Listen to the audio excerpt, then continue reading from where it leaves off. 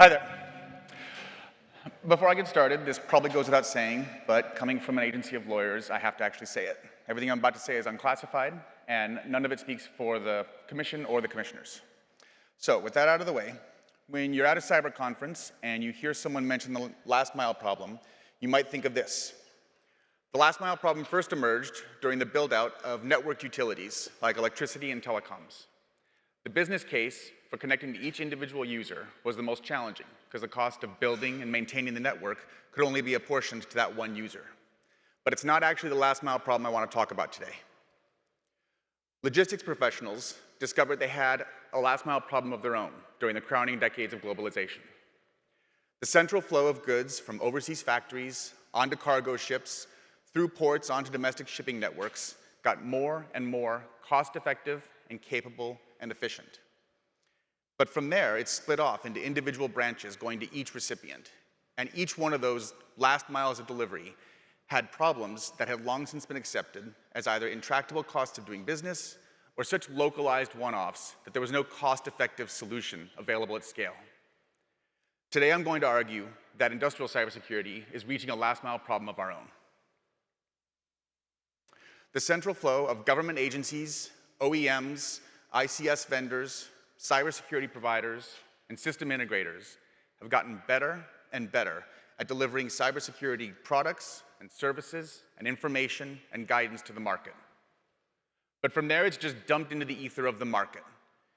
And each individual deployment at an asset owner has its own set of built-in friction and challenges and hurdles that we've learned to either just accept as an unavoidable cost of doing business or as such a specialized one-off that there's no cost-effective way to solve it. But before we get into those, let's go back to the logistics analogy to see what they learned from their last mile problem. There are lots of indicators for just how cheap and effective global logistics got during globalization. You can see it in the cheap goods you see in your favorite box store, or in the trade deficits that became so controversial in some countries. One good indicator, one good representative data point, is the importance of the standardized shipping container to globalized logistics. It's described in a lot of detail in a book called The Box by an economist named Mark Levinson. But just to give you a sense of it, the standardized 20-foot shipping container became so important to global logistics that modern cargo volumes are measured in TEUs, or 20-foot equivalent units. And you can see on the right there how much more capable and effective cargo shipping became from the 1950s to the present at delivering those goods. That same period coincided with a massive rise in the volume and value of international trade. But as that central flow of international logistics got faster and cheaper, a greater and greater time and expense in end-to-end shipping was going into the last mile of delivery. All these problems have long since been accepted as either just something that couldn't be avoided and had to be built in for cost, or as such local, specific problems that there was no cost-effective way to solve them. And when you look at them, you can see that there's not a lot connecting them. The one thing they have in common is that they all occur in the same stage of delivery. And it was that perspective, aggregating them all as a single last-mile problem, that was the game-changing perspective to convince CFOs and boards that it was worth investing to try and solve the problem. And once those efforts started, and once those investments started, they were able to start to identify solutions. It's why you see delivery lockers in so many locations and stores now. Local delivery companies sprung up to specialize in solving all or most of these problems in their very specific location. So let's go back to industrial cybersecurity. I view the central flow as the wide range of government agencies and vendors across a range of services that are providing cybersecurity products and services and information and guidance for asset owners' use. And in the last 20 years, we've had a similar surge in our capabilities and effectiveness. Let's start with government. Just to take a few representative data points, the way I did with shipping containers. I think you saw the first big surge in government efforts in this vein with the creation of ICS CERT more than 20 years ago, and the establishment of the ICS Joint Working Group. Private sector engagement took a big leap forward in 2018 with the creation of CISA, and then when the NSA established their Cybersecurity Collaboration Center. There was a watershed moment in information sharing when 10 years of Chinese activity targeting pipelines was declassified in 2021, and then again during the Shields Up campaign. And the corresponding growth in other governments' efforts and accomplishments in this space is evident from the ever-growing list of products and seals in the latest advisory. Now, I'm not here to take a victory lap for US government cybersecurity efforts. There's always more to be done, and I know that some decisions, like the sunsetting of ICS Joint Working Group and CERT, haven't been universally welcomed. In fact, this presentation is an outgrowth from a panel I was on last year for an intelligence community audience, where I was asked to speak about how intelligence collectors and analysts can do more to support infrastructure cybersecurity. But there's no disputing that government efforts and outcomes in this space have really taken a leap forward in the last 20 years. I would argue that the vendor space has grown even more capable. Just to take one kind of representative look at the whole vendor space, you can look at just the sheer size and capability of the market. The website Industrial Cyber publishes a buyer's guide that serves as a bit of a census of the market. And their latest version last year cataloged an industrial cybersecurity market so large and capable that categorizing it required not just dividing it into these 16 categories, but into 85 subcategories of specialized products and lines of services in different areas of industrial cybersecurity. And then just to take one last somewhat self-referential data point on the maturity of the industrial cybersecurity ecosystem, you've got the growth in S4 attendance, from 40 people in 2007 to more than 1,100 of us here today. So agencies and vendors are doing great things for industrial cybersecurity. What are the problems that asset owners face? Now, as you look through these problems and I talk through them, you'll quickly come to recognize that most of these are familiar. I expect that most of them will be mostly familiar to most of you. But for the most part, we've learned to accept them either as an unavoidable cost of doing business or such localized or unlikely one-offs that there's no cost-effective way to address them. So let's dive in. Now, when I say sector heterogeneity, I'm actually talking about two things. First is just the sheer variety across these 16 sectors. From the defense industrial base, to medical devices, to farms, to nuclear plants, to shopping malls, to the stock market, to planes, trains, and automobiles. It's an incredibly broad range of functions and services and devices. Any products and services and guidance seeking to speak to that entire range is bound to need significant customization when it's deployed to a specific use case. But anything focused on just the needs of one sector can seem inaccessible to users outside that sector, even if it may be useful for them. But it gets worse, because we're not just talking about this variety across sectors. There's tremendous variety within each sector as well. Just to take it as an example, let's look at one of what probably seems like one of the smallest and simplest and most homogeneous sectors up there, the dam sector. There we go. Up here, you've got the oldest, the newest, the shortest, the tallest, and the largest dam in the US national inventory. And from one perspective, they kind of seem like what they are, a big wall built to hold back water. But when you actually dive into the sector, there's so much more variety than that. The dam sector is made up of dams, navigation locks, and levees, serving purposes that range from power generation to navigation to flood control to irrigation. Ownership models range from massive investor-owned utilities to mom-and-pop shops, where the one IT person also does security, safety, and customer service. And then co-ops, the federal government, states, and even local cities and tribes. And across all of those purposes and equipment types and ownership models, you've got a tremendously wide range of resources and requirements and needs and limitations.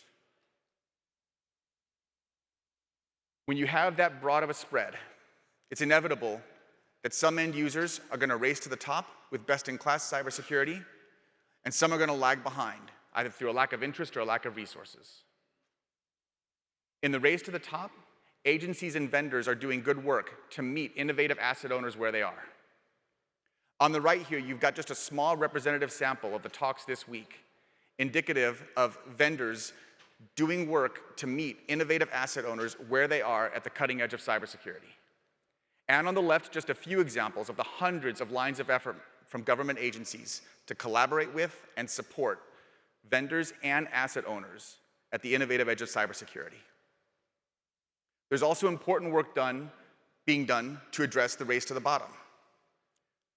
When asset owners fail to prioritize cybersecurity or lack the resources to do so, agencies have responded with recommendations like lists of best and worst practices, with guidance like NIST-CSF, and with regulations like NERC-CIP to at least set a baseline for the minimum cybersecurity necessary in a given industry or sector.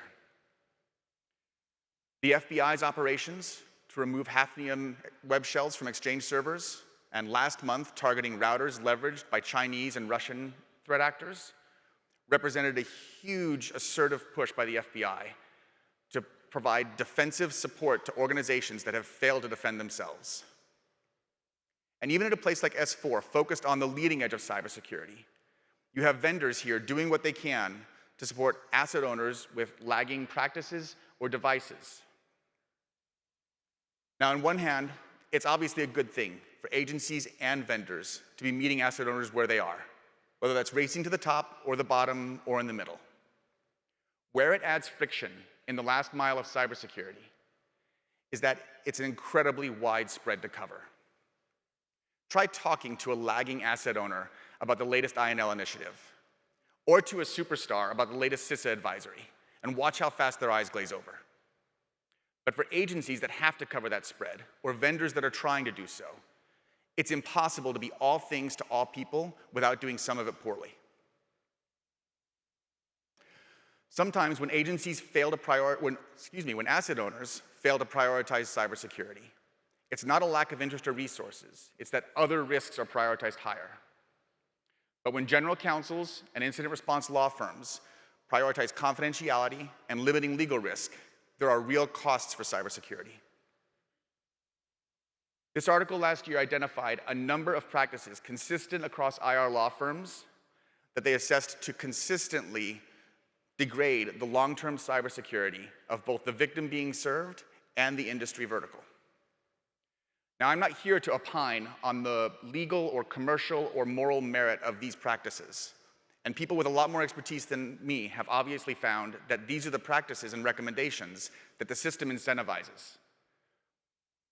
So I don't fault IR law firms for making these recommendations or victims for following them.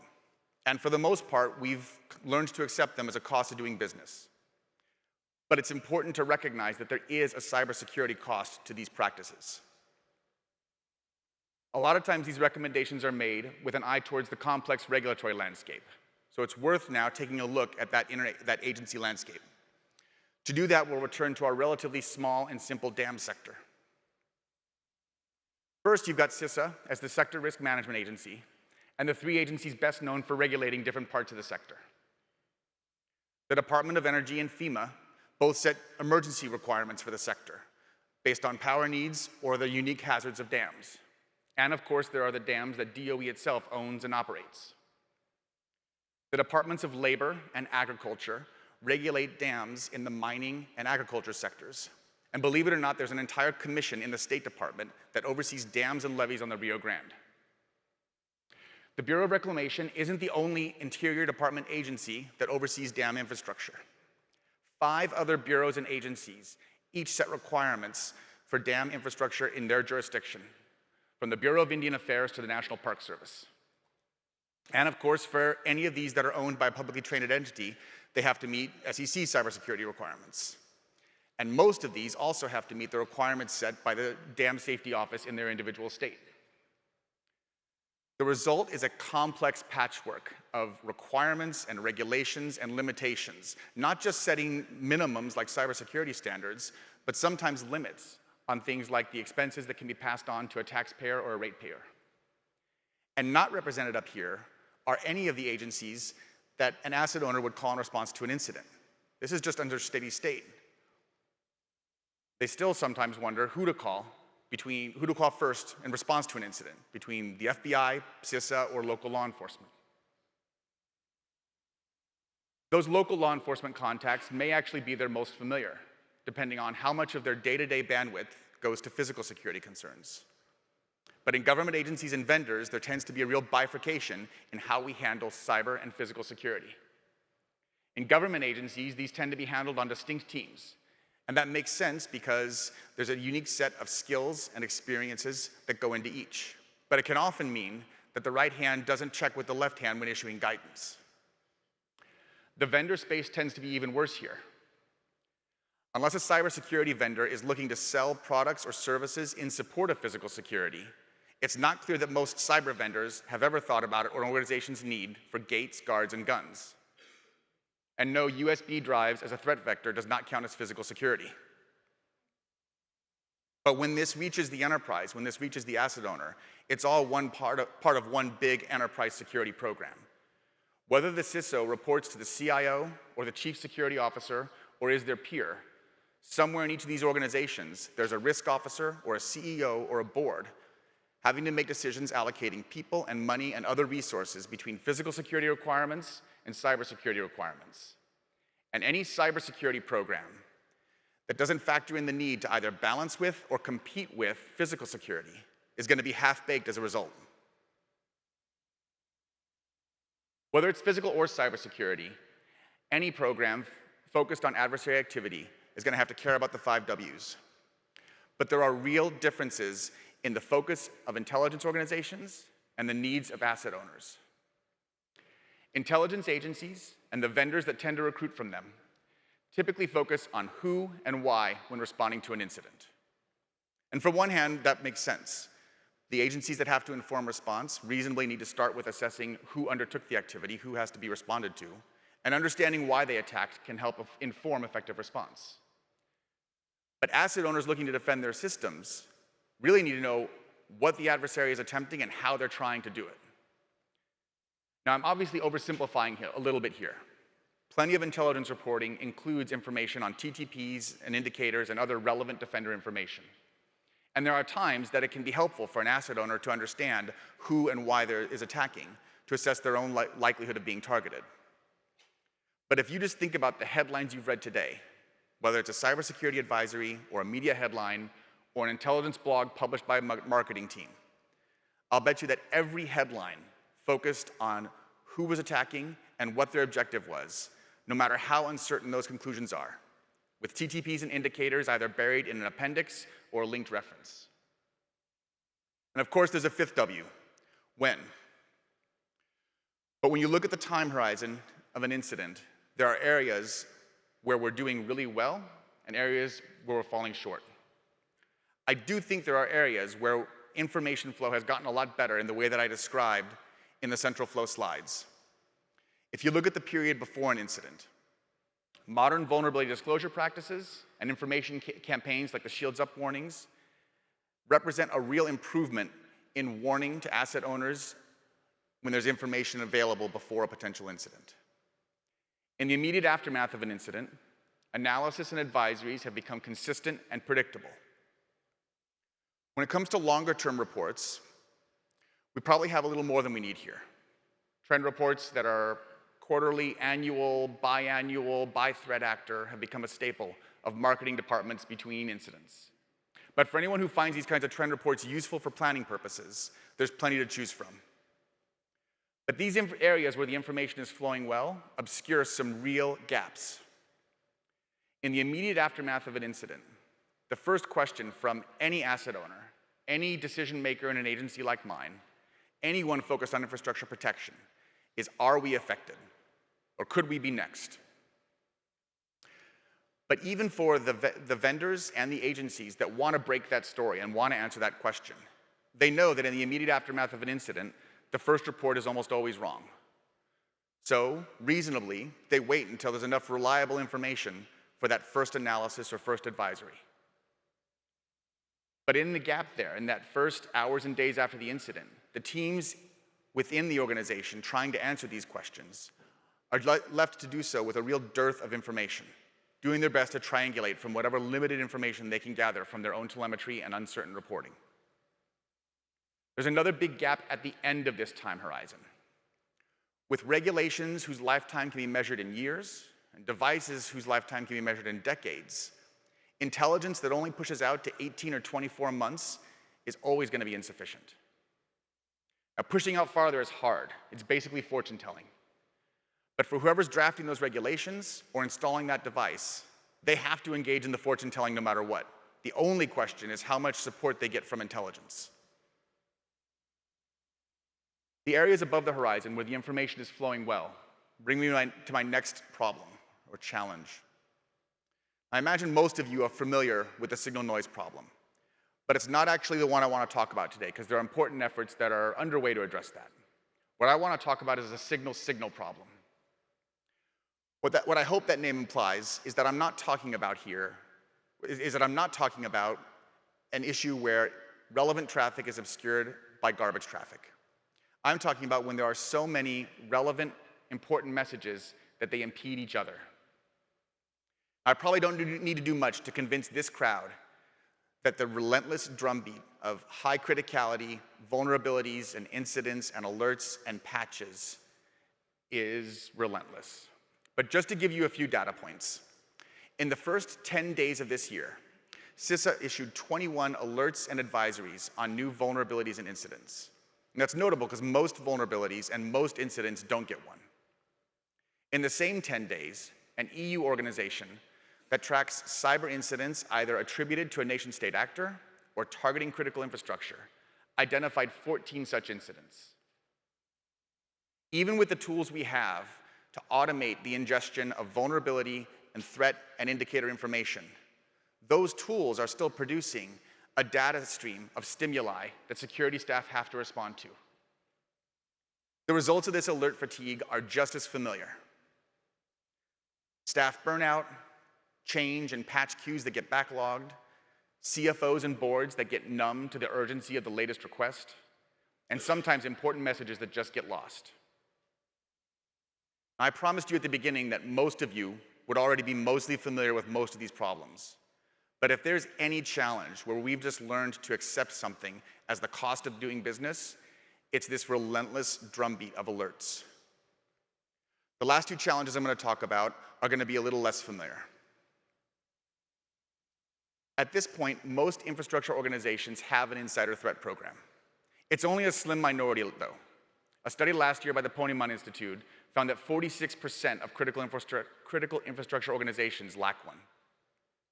Even for those that have an insider threat program, it tends to focus on IP theft, accidental insiders, and workplace violence.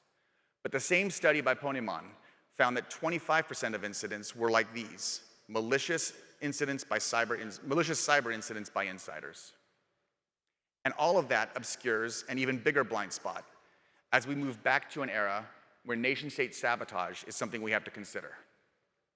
How many insider threat programs have considered the possibility of a foreign intelligence service recruiting a malicious insider for a cyber attack? The last challenge I want to talk about is one I call perception impacts. For anybody with Colonial on your S4 bingo card, now's your chance to check it off. But I don't want to talk about IT affecting operations or anything like that. In the day after Colonial shut down the pipeline, separate estimates from DOE and AAA both concluded that there shouldn't be any outages at gas stations. Existing stock and emergency delivery measures were sufficient to meet normal demand. We all remember what happened, and you've got the results on the chart there. 5 states had more than half of their gas stations closed out of fuel, with almost 90% in Washington, D.C. In all, panic buying reached 2 to 4 times normal demand rates in some places, with 16 states eventually having gas stations closed. Another perception effect was identified by the Royal United Services Institute in a study last year. They found that in organizations responding to ransomware attacks, leadership and security staff suffered a consistent range of personal physical effects that included PTSD, stroke, heart attack, and suicide. Now, I'm not saying anything new to note that sometimes the public reaction to a cyber incident can exceed its actual effects. For most of us, that's the only reason we've heard of places like Oldsmar or Alakippa. But how many risk management plans, other than reputational cost, have considered these kinds of indirect perception effects of a cyber incident? So like I said at the beginning, I imagine that most of these were mostly familiar to most of you already. And there's no one magic bullet solution to solve them all. But the point isn't just one solution. My hope is that at the end of this talk, these problems start to look a lot more like the problems that logisticians found in their last mile. A new perspective on those problems took problems that seemed like something we just had to accept and live with, or a specific one-off that wasn't worth trying to solve at scale, and made them appear solvable and worth solving. That approach yielded things like delivery lockers to address porch pirates and unmarked addresses, route automation to improve the efficiency of deliveries and customer awareness, and local delivery companies to address all these problems in one specific place. We need threat intelligence that's better targeted to use cases on time demands that meet the needs of industrial defenders and structured in a way that it can be managed and triaged. A broader approach to risk can factor in the relationship between cybersecurity and physical security, espionage, and perception impacts. And balanced incident disclosure practices can find a middle ground between legal departments resisting transparency and marketing departments pushing hyperbole. Now, cartoon boxes aren't a solution, but it's not about just one solution. The point is a perspective shift that takes these problems that we've learned to accept, or that seem like such specific one-offs or such black swan events that it's not worth the cost of investing to solve them, and changes our perspective to consider that they might be worth solving and they might be solvable. So my hope is that we can take that new perspective out to the cabana sessions and back to our offices and take a fresh look at these old problems. Thank you.